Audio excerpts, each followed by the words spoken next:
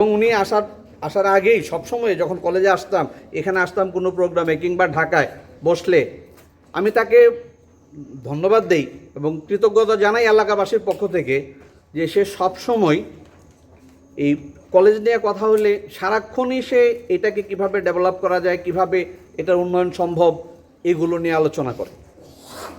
আপনারা সম্মানিত অভিভাবকবৃন্দ, এলাকাবাসী আপনারা জানবেন যে এখানে একজন সরকারি কর্মকর্তা আছেন এবং উনি শিক্ষা বিভাগের বড় কর্মকর্তা।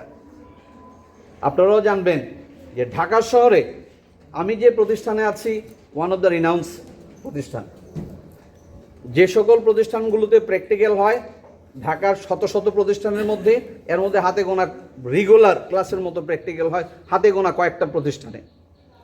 এই নাইম আলম কলেজ, এখানে প্রত্যন্ত গ্রামে এখানে প্র্যাকটিক্যাল হয়। এটা গার্ডিয়ানরাও জানবেন। সায়েন্স স্টুডেন্টদের প্র্যাকটিক্যাল ক্লাস করানো হয় এখানে, নিয়মিত রুটিন করে শিক্ষকরা করান।